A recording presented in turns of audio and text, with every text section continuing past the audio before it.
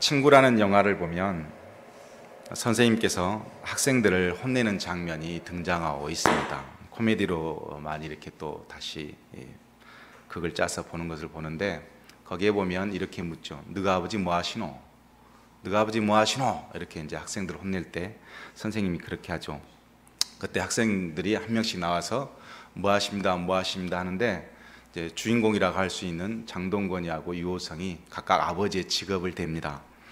장동건이 너가 아버지 뭐 하시노? 그러니까 장의사입니다. 그렇게 이야기를 해요.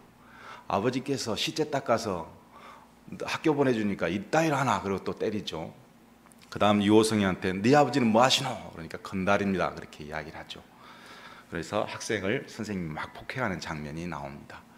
그때 그 대답하는 그 대답 안에 제가 어떤 마음이 들었냐면, 우리 모두에게는 아버지에 대한 피해의식을 좀 가지고 있구나. 그러니까 잘난 아버지가 아닌, 사회에서 인정받지 못하고 사회에서 이렇게 성공하지 못한 아버지에 대한 그런 피해의식이 학생들이 있구나 하는 것을 보게 되었습니다. 저희 아들이 저한테 내가 아빠가 어떤 아빠가 됐으면 좋겠냐고 물었더니 야구 글러브를 고쳐주고 야구 방망이를 고쳐주는 그런 아빠가 되었으면 좋겠다는 거예요.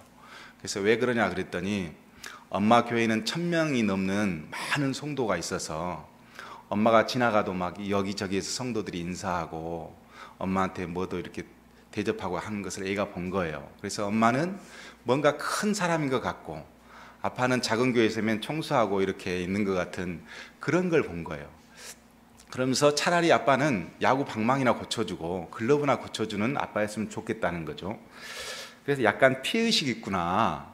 그래서 제가 이번 여름 수련회 때 순천 북북교회에서 성경 강의를 해달라고 그래서 3일 동안 중에서 하루를 아들을 데려갔습니다.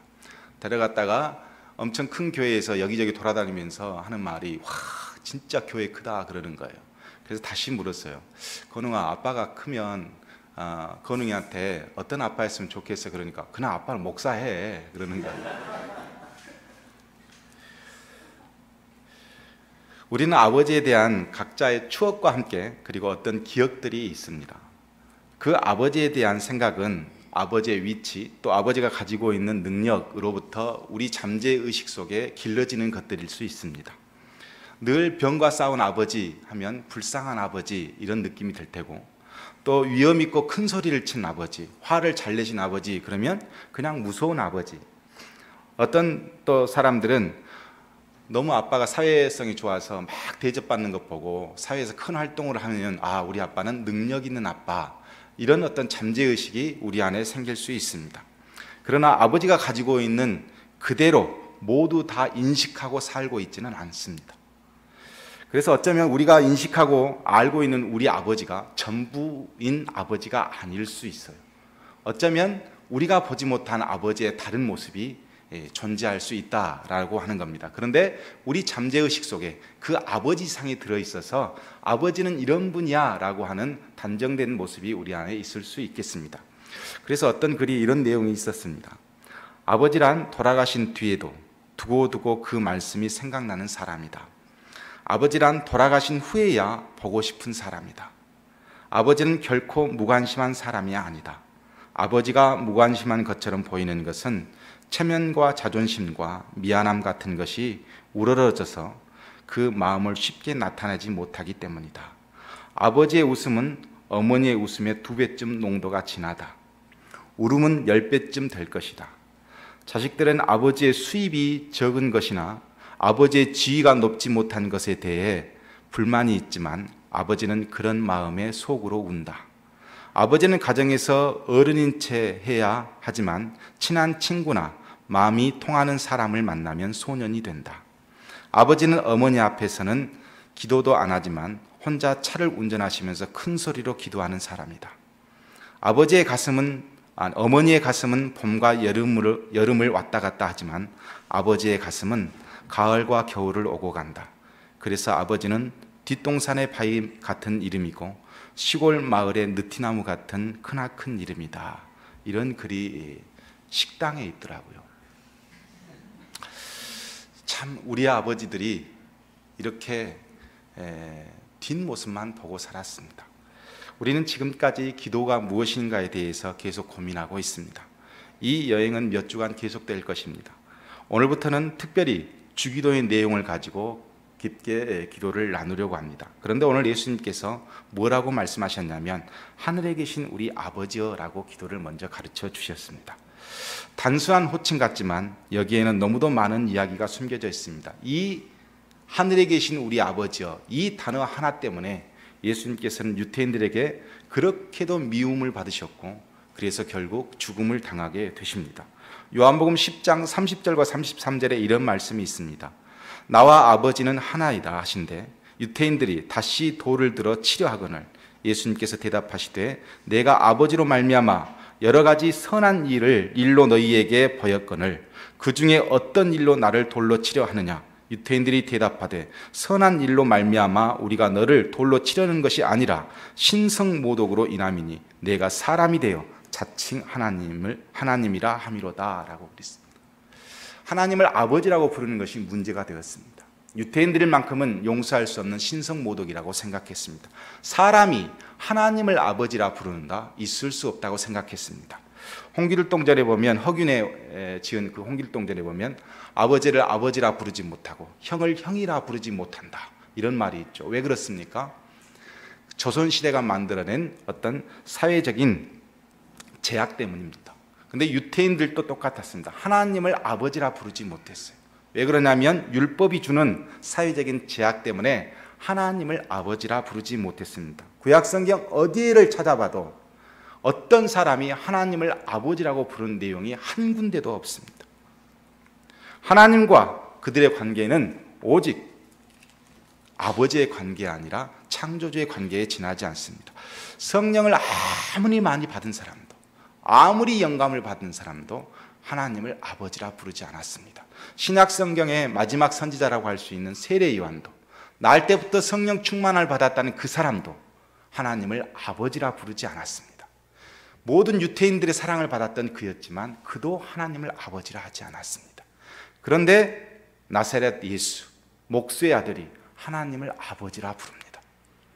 그들에게 있어서는 큰 충격이었고 그들에게 있어서는 이 세상 그 누구도 하지 못한 단어를 사용했기 때문에 그들은 예수를 용서할 수 없었던 것입니다. 그럼 유대인들은 하나님을 어떻게 생각했을까? 그들이 부르는 호칭에 보면 알 수 있습니다. 그들은 하나님을 뭐라고 불렀냐면 엘로힘이라고 불렀습니다. 엘로힘. 뒤에 힘자가 들어가죠. 그래서 뜻이 뭐냐? 강한 자. 하나님은 강하시다. 이런 생각을 갖고 있었어요. 그래서 보편적인 어떤 신보다도 하나님은 강한 하나님이다. 그래서 엘로힘, 절대적인 힘을 갖고 계신 분이다 라고 그래서 하나님을 부를 때는 늘 엘로힘 하나님이라고 불렀습니다. 또 여호와라고 불렀습니다. 스스로 있는 자다. 구별되어진 자다. 영원히 계신 분이다. 이런 뜻으로 하나님을 여호와 하나님 이렇게 불렀습니다. 그리고 또 하나는 아도나이라는 단어를 사용했습니다. 아도나이라는 뜻은 주라는 뜻이에요. 주인이시다. 하나님은 나를 통치하시는 분이다. 이 우주의 지배자이시다. 나를 통치하시고 나를 관리하시고 인도하시는 분이다.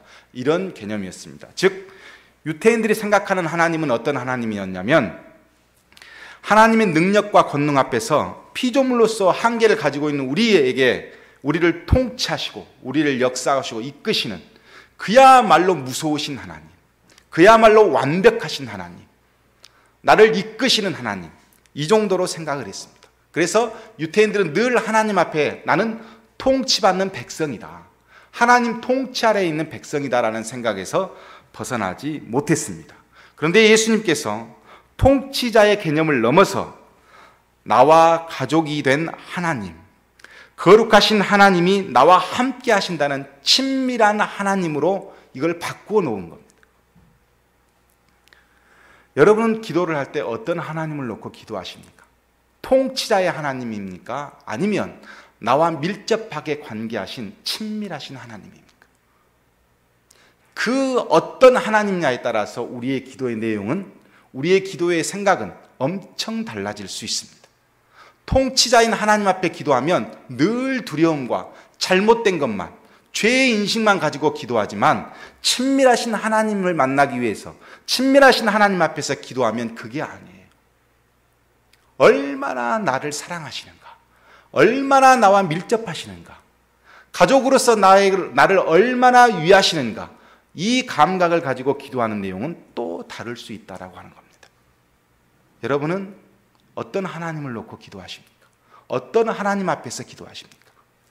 그런데 중요한 것은 그 친밀함과 밀접함을 가지고 기도하기를 원하시지만 하나님에 대한 바른 인식도 우리에게 필요합니다. 그래서 예수님께서 하늘에 계신 우리 하나님 아버지, 하늘에 계신 아버지라고 말씀해 주셨어요. 하늘에 계신다라는 것은 두 가지 의미를 갖고 계십니다. 첫 번째는 살아계시다는 거예요. 우리는 눈에 안 보이면 죽은 걸로 생각해요. 우리는 눈에 보이지 않으면 없는 것으로 생각합니다. 그래서 유대인들에게 있어서 하나님은 먼 하나님이에요. 그런데 오늘 예수님께서 뭐라면 살아계신 하나님, 어디에서? 하늘에서 살아계신 하나님, 나를 보고 계시는 하나님이에요. 없어서 없는 분이 아니에요. 따라서 듣지 못하는 분이 아니고 알지 못하는 분이 아닙니다. 모든 것을 하늘에서 지켜보시는 하나님. 제가 우리 건웅이를 마트를 처음 심부름을 시켜봤어요. 잘할 수 있나 없나, 이제 컸으니까. 그러면 마트에 심부름 시켰을 때 저놈이 잘 갔다 올 거다라고 내가 집에 앉아 있을까요? 아니요. 베란다에서 걷는 목을 건너는 것, 그리고 마트에 들어가서 계산하고 나오는 것까지 제가 다 확인을 해요. 왜? 처음이니까. 혹시 사고 날 수도 있으니까. 그러면 아들 눈에는 아빠가 안 보이니까 지 혼자 오는 것 같지만 아빠는 그게 아니라 이거예요. 살아있어서 눈으로 계속 보고 확인하고 잘 하고 있는지를 보고 계십니다.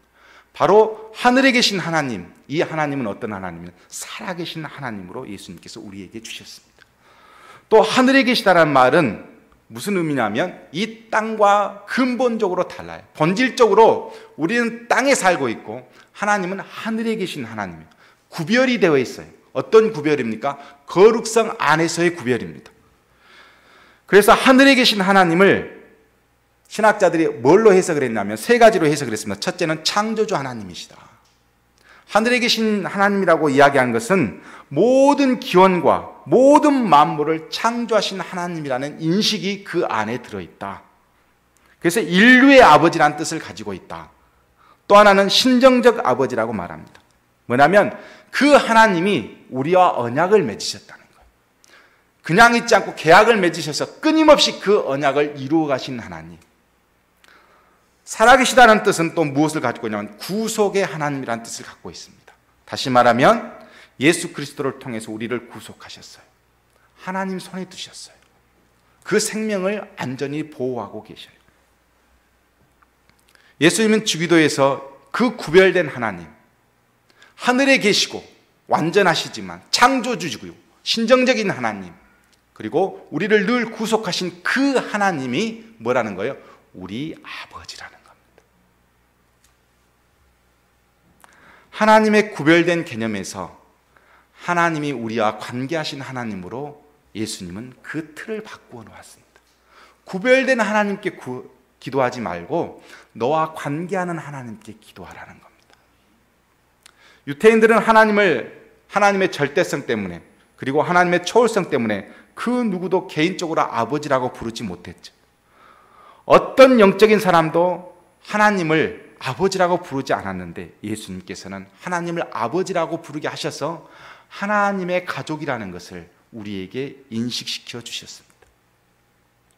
왜 그런 관계를 예수님은 굳이 기도문에 설정하셨을까요? 어떤 방송 프로그램에 보니까 나는 너를 사랑해 이 말을 경상도 남자한테 시켰더니 못하는 거예요. 쑥스러워서. 그래서 그러면 다른 말로 좀 이렇게 바꿔서 한번 해보세요 라고 했더니 이 경상도 아저씨가 뭐라고 그러냐면 내 알을 놔도 그러더라고요. 그것이 사랑한다는 표현이에요. 내 아이를 낳아줘야 사랑하는 겁니다. 사랑이라는 것은 뭐냐면 자식을 낳아주는 거예요. 상식적으로 부모가 자식 관계가 되려면 두 가지 방법밖에 없죠. 하나는 10개월 동안 아들을 품어서 밖으로 내주는 방법하고 또 하나는 입양을 통해서 자식을 삼는 건데 하나님께서는 우리에게 영적 입양을 원하셨어요. 그 입양의 방법이 사랑이라는 거예요. 하나님 아버지를 우리가 아버지라고 부를 수밖에 없었던 이유는 영적 입양 때문입니다. 어떻게 입양하셨냐면 로마서 5장 8절에 이렇게 기록하고 있습니다. 우리가 아직 죄인 되었을 때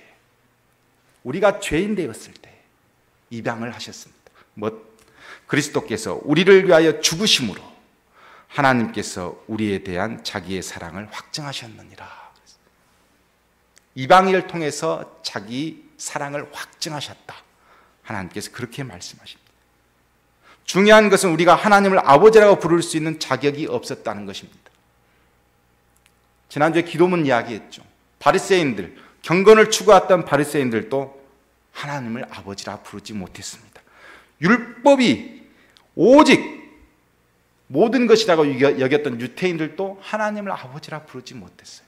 나는 선택받은 백성입니다 말했던 그들도 하나님을 아버지라 부르지 못했고, 이 세상과 단절해서 하나님과 온전한 관계를 이루겠다고 했던 에세네파 사람들도 광야에서 하나님을 아버지라 부르지 못했어요. 예수님을 예배하러 왔다고 하는 영적의 사람 세례 요한도 하나님을 아버지라 부르지 못했다니까요. 그런데 예수님께서 아버지라고 부르셨습니다. 하늘에 계신 우리 아버지, 예수님의 아버지가 아니라 우리 아버지로 바꾸어 놓으셨습니다. 그래서 내 아버지가 된 겁니다. 예수님 마태복음 23장 9절에 이렇게 말씀하셨습니다. 땅에 있는 자를 아버지라 하지 말라. 너희의 아버지는 한 분이시니 곧 하늘에 계신 이시니라.